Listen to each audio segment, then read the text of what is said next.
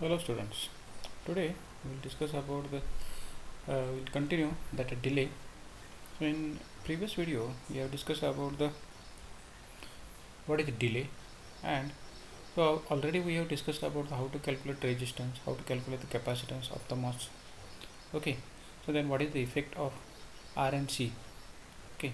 So RS is the seat resistance multiplied by the unit capacitance, standard unit capacitance. It will give standard unit delay. And then we have discussed about the inverter delays, that is NMOS inverter delay and the CMOS inverter delay. In case of both, we have discussed about the pull-up transistor will having large length as to width ratio, and pull-down transistors has small length as to width ratio, and there is a inequality. Okay, and hence to decrease the length as to width ratio, so we have to increase the width. Okay, but in case of CMOS inverters, we have discussed that is, if we go on increasing length as to width ratio, we have to decrease the length as to width ratio of pull-up transistor. That is, we have to increase the width of the pull-up transistor, and if we go on increasing the width of the pull-up transistor, then ultimately the capacitance is going on increasing. Okay, and also there will be the increase into the delay. So then what is the solution for it? And if we want to drive large capacity load, then for that purpose how to drive it? So in this case we will drive by using cascaded inverters. So what is the solution for it? That we will see here, cascaded inverters as a driver. So inverters to drive large capacitive load, resistance associated with the pull-up and pull-down transistors to low. So pull-up to pull-down transistors, we have to make a ratio low. So low resistance value, pull-up and pull-down transistor implies low length as to width ratio. Okay, or channel width must be made wider to reduce the channel resistance, but consequently inverter occupies large area, so gate capacitance increases. Okay, so gate area length as to width is a more significant, and large capacitance present at the input, which slow down the rate of charge of the voltage at the input. Okay, so remedy to use the N cascaded inverters by maintaining L to minimum feature size and width to each successive stage is increased by a factor of F is as shown in figure. Okay, now what is the solution for it? What is the remedy for it? So we have to N cascaded inverters. We have to use N cascaded inverters, 1, 2, 3 up to N. How many N? We will decide it. N cascaded inverters. So we are maintaining the length. Length will be equal to minimum feature size. That will be 1:1. Okay, length will be 1:1 for length will be minimum feature size, that is 2 lambda. Length will be 2 lambda, and now we are going to change the width, and by changing we have to change the width by a factor of F. Okay, so first inverter will have minimum feature size, that is pull down transistor having 1:1, and pull up transistor will have 4:1. Then next inverter, its width is increased by a factor of. Next inverter, it will be increased again by a factor of. So as compared to the first, 4:f square and 4:f square. So in this way the number of transistors number of inverters will be cascaded. Okay, with increase in width factor, increases the capacity load, obviously at the input side, and area occupied by the inverter also increases. Okay, as width increases, capacitance increases and area increases. The rate at which width increases influences on the number of stages to be cascaded to drive the particular capacitive load. So to drive the particular capacitive load, so width increases and hence capacitor increases. So total delay associated with, we already seen, that is total delay associated with the NMOS inverter pair, it is 5 2, and for CMOS inverter pair it is 7 2. Okay, let y is equal to CL by 1 square Cg, that is equal to f raised to n. Okay, so L is the capacitor load, square Cg is the standard unit capacitance, y is the one constant we have taken, and f is a factor by which width is increased, and n is a number of stages. Okay, so to determine the value of f, to minimize the overall delay for a given y. Okay, so let us take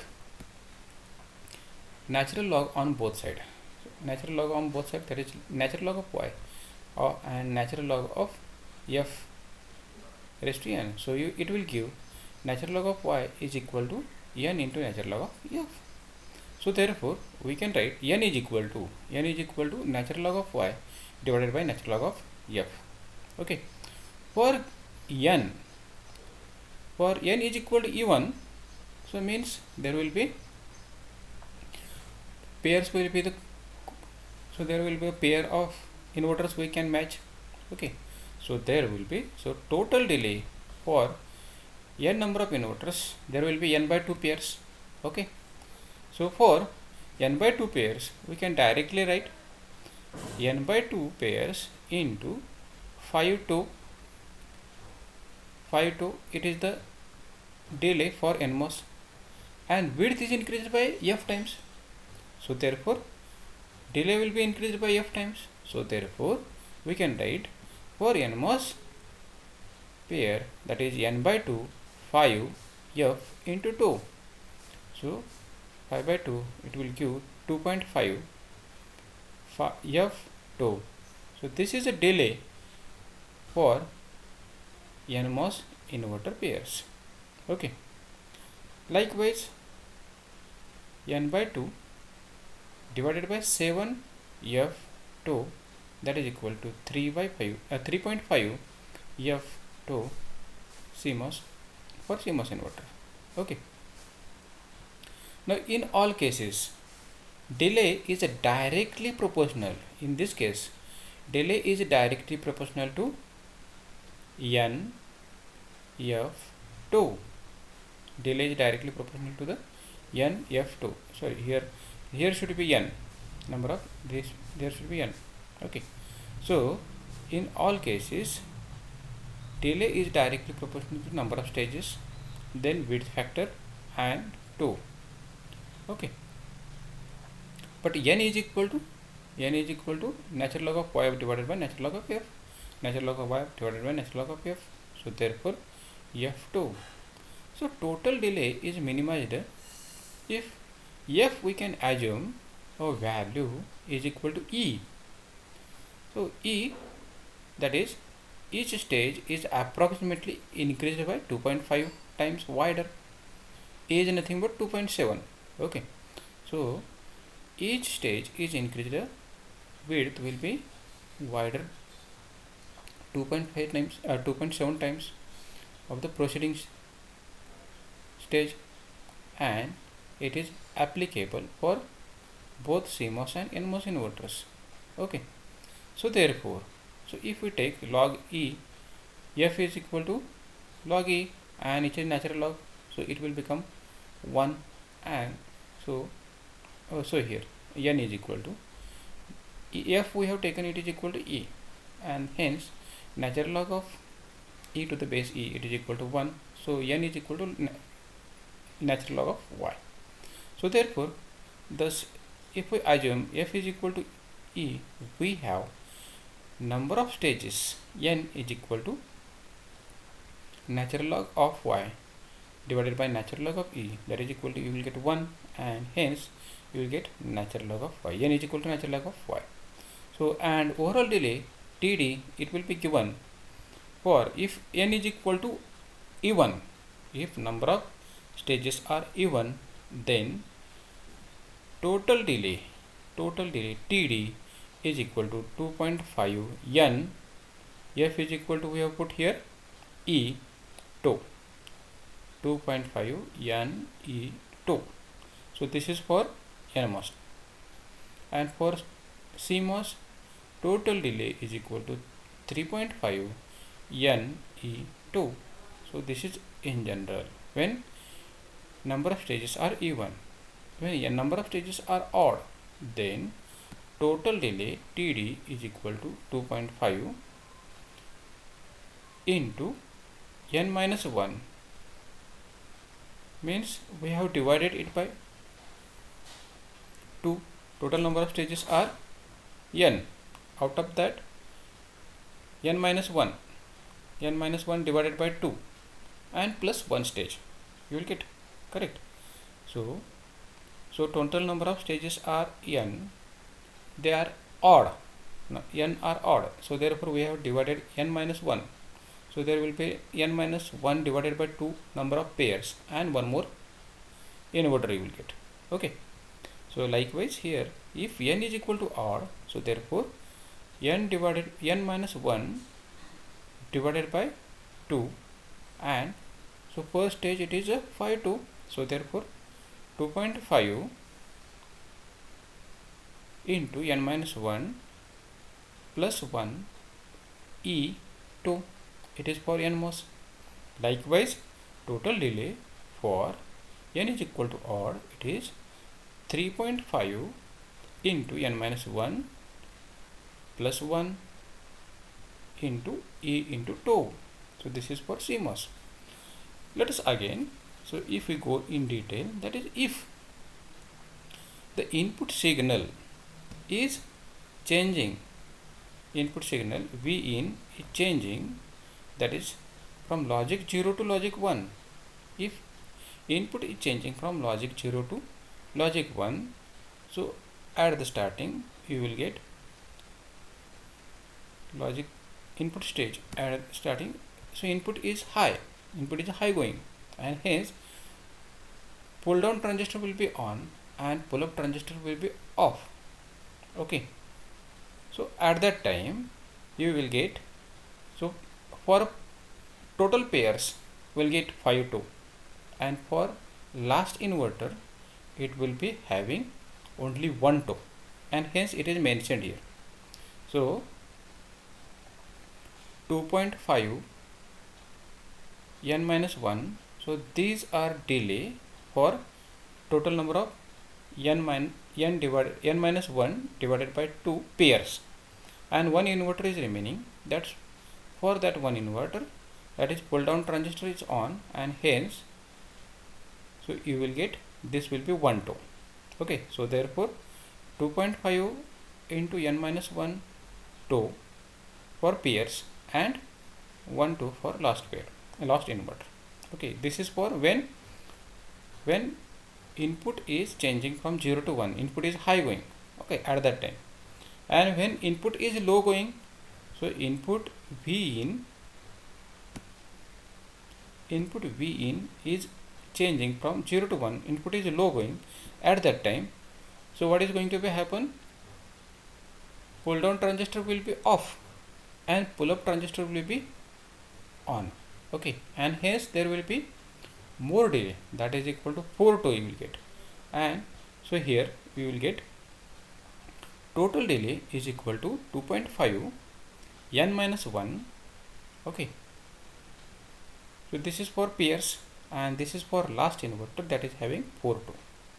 Okay.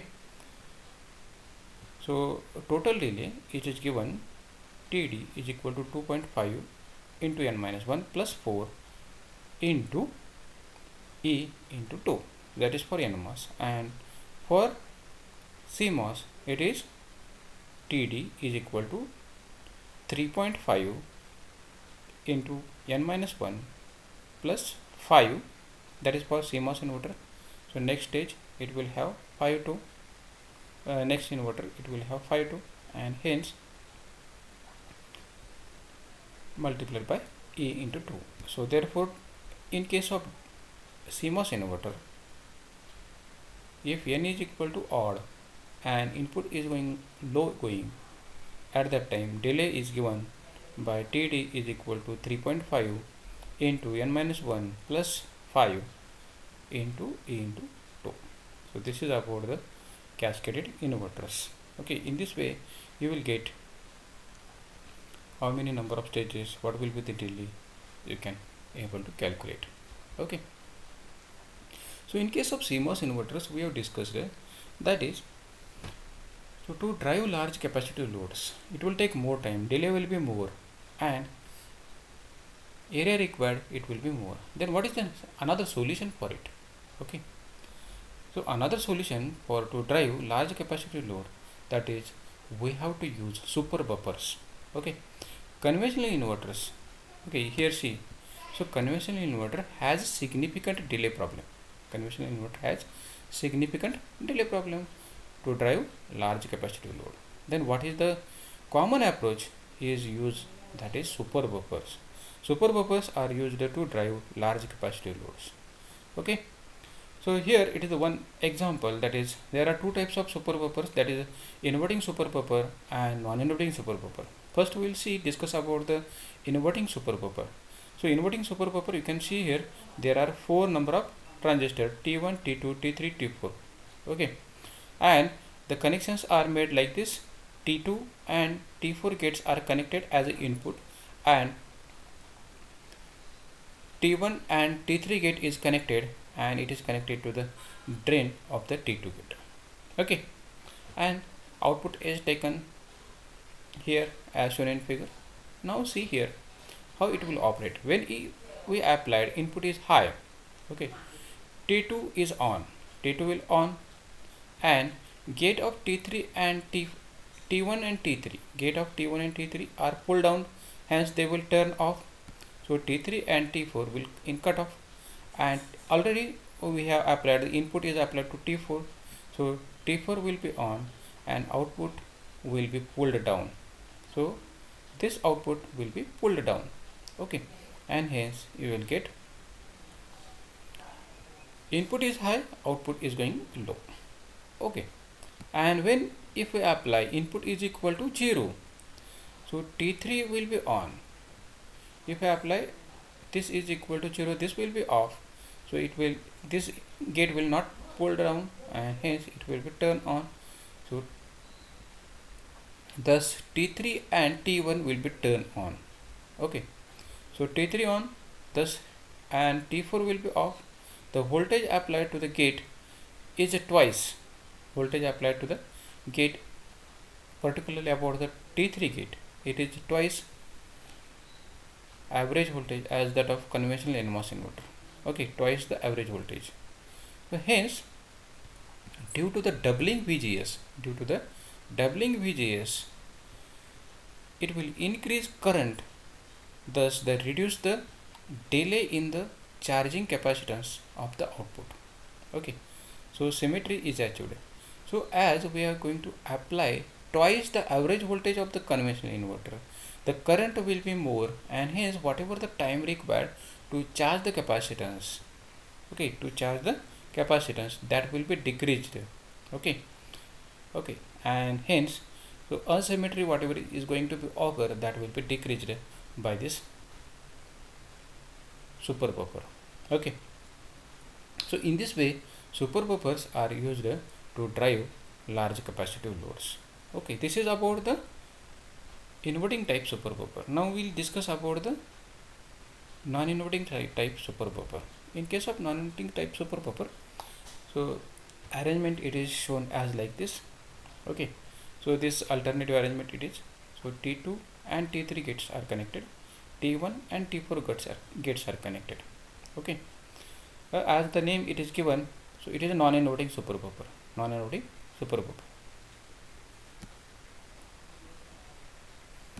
So in case of non-inverting super buffer, when input is high going, output is also high going, input is low going, output is also low going.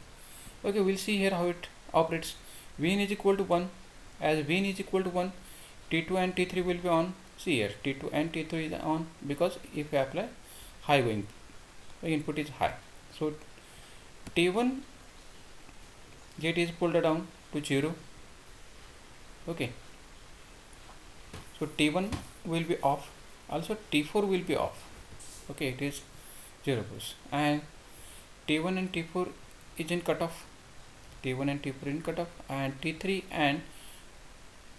is a turn on, and output will T3 will turn on and output will go high. As you know that this will be the twice the supply voltage, and it will charge this capacitance very fast. Okay, quickly it will charge, and hence whatever the time delay is required, that will be decreased. And if we apply when Vin is equal to 0, so T1 and T4 will be on, and T2 and T3 will be off. Okay, so as a T4 will be on, it will be discharged output capacitance very quickly. Okay, so output goes very quickly, go low very quickly. So Vin is equal to 0, output will get 0. So in this way, super buffers are used to drive large capacitive loads. So another solution for this, there is a limitation to use super buffers, and in case of CMOS, so capacity to drive the large capacitive load, there is a limitation that we can't drive large capacitive loads. Then what is the solution for it? So another technology, you know that there is a BiCMOS inverters. Okay, or in case of BiCMOS inverter, in BiCMOS inverters, at the output stage, bipolar transistors are used. You know that the bipolar transistor, they have very excellent current characteristic,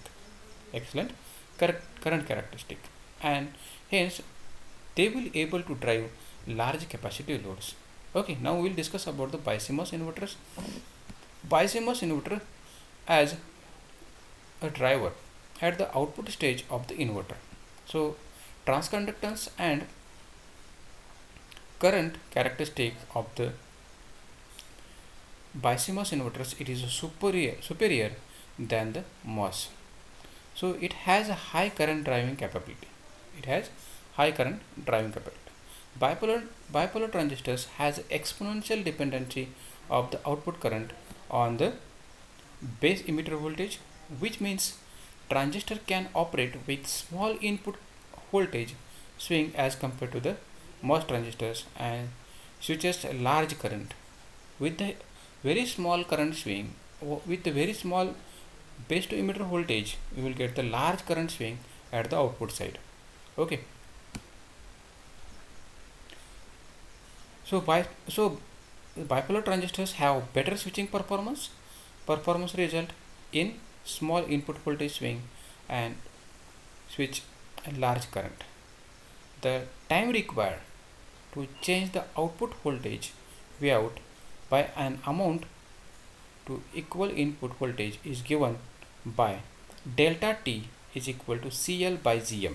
Okay, so time required to change the output, it is given by the delta T is equal to CL by GM, where CL is the capacitive load and GM is the transconductor, where GM is the transconductance of the bipolar transistor.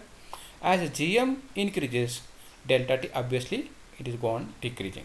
Okay, so bipolar transistor has two main delays, that is, one is a T in delay and another is a TL delay.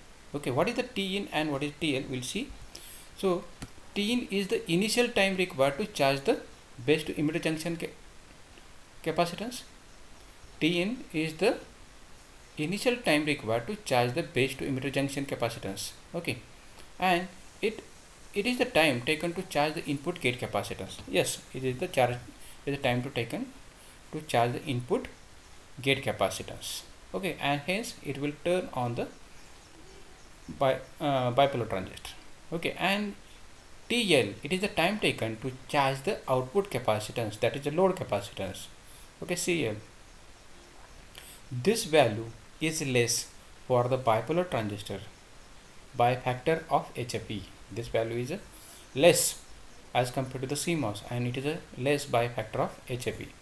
So as a BJT has a higher T in, TL is and TL is smaller. Okay, and because of this, faster charging takes place and helps to reduce the delay. BJT has higher Tin, but it has small TL, and hence it is used to reduce the charging time of the capacitor. Okay, so combined effect of Tin and TL is in the graph. You can see here combined effect of Tin and TL. So there is a CL, critical load capacitance, below which the BiCMOS. Now you can see here, so this dotted line, it is for CMOS, and this line, it is for a BiCMOS. This graph, it is of load capacitance versus time delay, load capacitance versus time delay. And now, due to the presence of T in, so initial capacitance, time required to charge the initial capacitance, so there is a limitation. That is, so in case of CMOS, so this is less, time delay is less, and in case of BiCMOS, the time delay is more. But after some time, when the capacitive load is go on increasing, after that BiCMOS will be better as compared to the CMOS. Okay, BiCMOS inverters will be better here, and CMOS inverters have more slope, and hence, so we can take or we can select BiCMOS inverters for particularly when the capacitive load will be more than this, and for less than this we can use the BiCMOS, but we can use the CMOS inverters. Okay, so delay of a BiCMOS inverter is described by T is equal to T in plus T in is the initial charge required to input capacitance, and then VID divided by CL into 1 plus HFE. Okay, delay for BiCMOS inverter is reduced by a factor of HFE when compared with the CMOS. Okay, so in case of BiCMOS inverter, this delay is decreased by HFE factor as compared to the CMOS inverters. Okay, so that's all about today's video. Okay, and we'll stop here. Thank you.